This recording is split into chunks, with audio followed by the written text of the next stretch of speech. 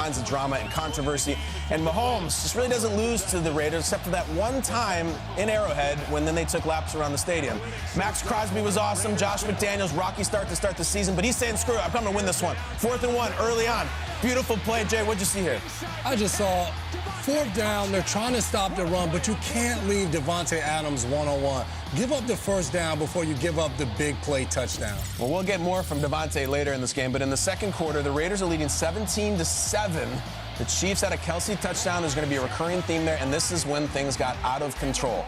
Chris Jones is going to sack Derek Carr, right? And he gets the ball. Massive play, roughing the passer. Hold on. And this guy's just, it's horrible! We love that guy. He's becoming a celebrity overnight. Watch the slow-mo here. I actually think it's really impressive that Chris Jones manages to get the ball and break his fall with his left hand. Like, it was a really athletic display, and all for naught, because no turnover, penalty, and then the Chiefs come out here after it's 20-7 and make the longest kick in Arrowhead history with a backup kicker off the street as Harrison Butker watches. Peter, tell us what you thought about the fans in this whole situation. Then going into half, the fans were absolutely electric based on that field goal and the egregious call. Suddenly, the Chiefs fans were alive and Arrowhead was carrying them. 20-17. Kelsey said the same afterwards. Arrowhead got us through tonight. We were on the wrong end of some calls. Kelsey had 4 touchdowns in this game. I'm just going to ruin it right now. And Jason, he had like 25 yards or something like that? 25 yards receiving, 4 touchdowns. That's incredible. Crosby and Mahomes are going at it all night. I love that. Those are 2 guys who are great, who are paid, who will battle going forward. 4th quarter, that same kicker we mentioned, the guy's name is Matthew Wright. You don't want to have your name be right or left generally as a kicker. He goes left there. But again, we have a penalty, defensive holding on a field goal. Also a crazy call. Unheard of. And so the Chiefs get a second life, and Kelsey gets 4 touchdowns. The fewest yards ever by a player with 4 receiving touchdowns is 93. He was 70 away from that. But the Raiders are still in it, despite all the Kelsey. And down 7. Beautiful. Just beautiful. Erno, talk about it. I mean, the connection between the two, finally it's coming online in week 5. It's what the people wanted to see, but it just wasn't enough at the end. You thought it might be, but then McDaniel says, oh, I'm going to go for 2. All the cool kids are doing it these days, and the math guys say do it too. So they give it to Josh Jacobs, who was fantastic last night, and he and Davante were the best Raiders.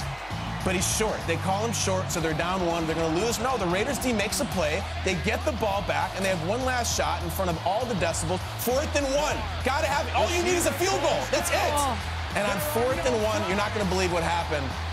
Here's how you stop Davante Adams. Boom. He and Hunter, just 2 great players, great students of the game, run into each other. Davante throws his helmet, and we're going to show this. Not this. This is good. This is good. That's bad.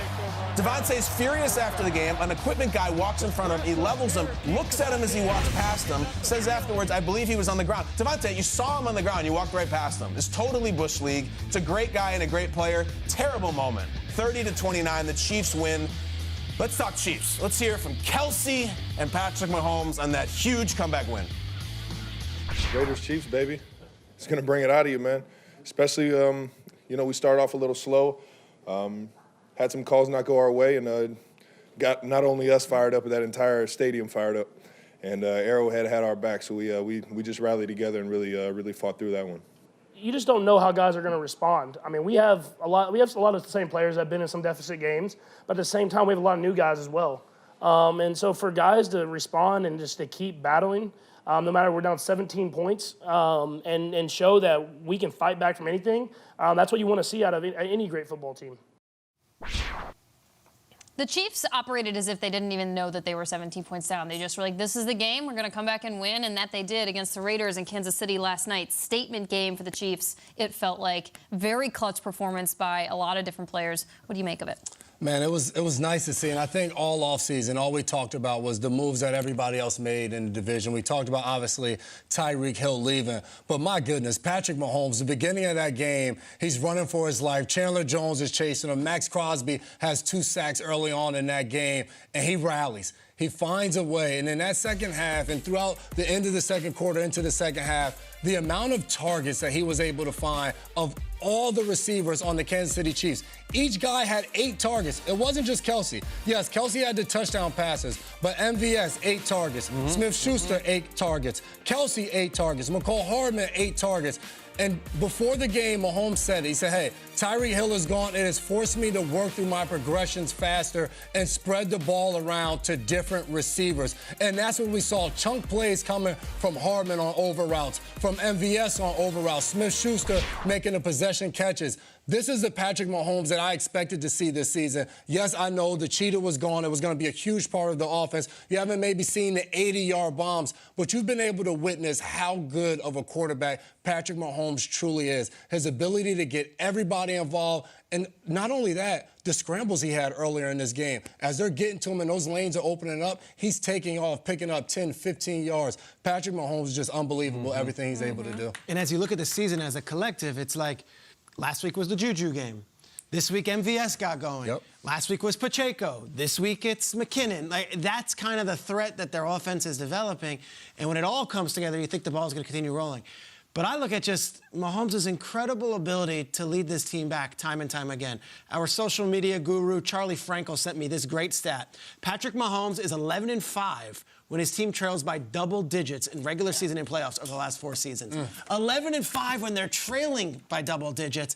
And it brings me back to the greatest Mahomes performance of all, when they're down 3 scores against the Texans in a playoff game, and they don't flinch, and they come back from 24-0 and end up winning this game by 20 points. This is the best. This was a game that Bill O'Brien's crew, and you know what it was? It was a Tyreek botched punt return. It was a bunch of things that like were self-inflicted wounds, and then who'd they go to get back in this game? Oh, they went to, Damian Williams, but Tyreek Hill was the guy. And when things are going completely wrong and things are going haywire, Mahomes and Kelsey are going to be that connection. Mahomes and Kelsey, they had 3 touchdowns that day. They had 4 yesterday. Kelsey's 33 years old, guys. That is not young for a tight end, and he still is doing it. My message is this. Last week, they were underdogs to the Tampa Bay Buccaneers and put up 41 points. This time, they're down 17 points, and they find a way to win.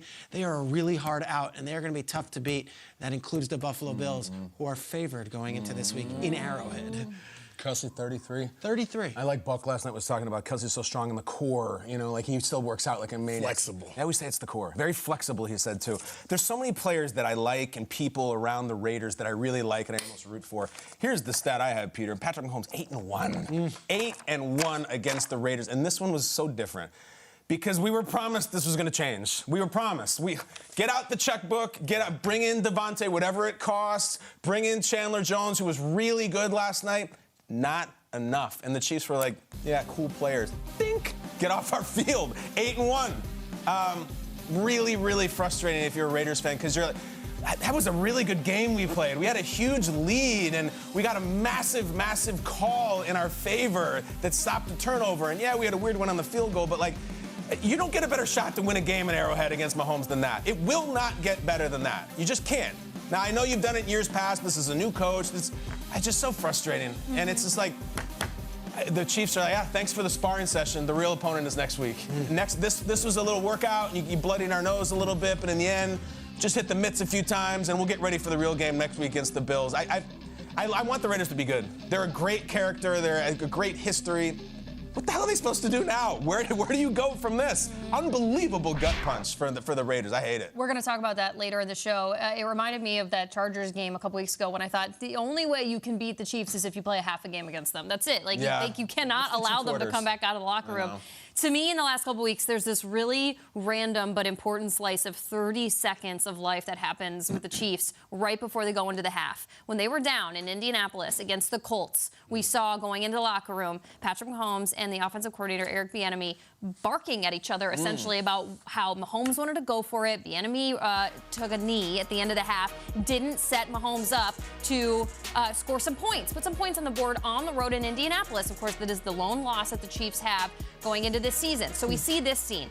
Last night, 17 seconds left. Chiefs get the ball back on their own 25. What do? They let Patrick Mahomes go to work.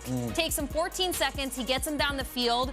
And there was no arguing. There was no nothing. There was just a Matthew Wright field goal to put them on the board. And this, to me, Kyle, like you said, like the second they went down, that was the seal the deal. The Chiefs are going to come back and win. To me, this is when I knew the Chiefs are going to come back and win.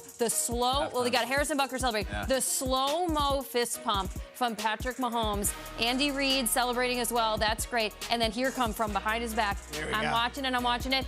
That's it, boys. Let's go. Here comes our half of football to come back and win this game. To me, just the juxtaposition of those two interactions or watching Patrick Mahomes operate going into the half were very different. Yeah, and I was watching a lot of the post-game locker room stuff online this morning and reading a lot of the stuff.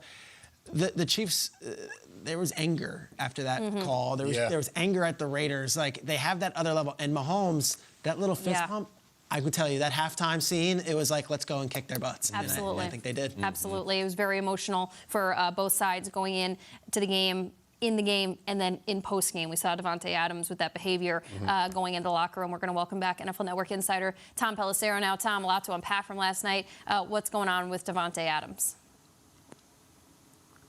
Well, Jamie, Davante Adams is facing league discipline, potentially even a suspension for shoving a man to the ground after Monday night's loss to the Chiefs.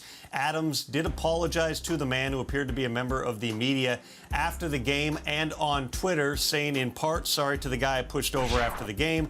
Obviously very frustrated at the way the game ended, and when he ran in front of me as I exited, that was my reaction. I felt horrible immediately. That's not me. My apologies, man. Hope you see this. The league is reviewing the situation. I would anticipate a decision on a potential suspension today. At minimum, expect a fine for Davante Adams.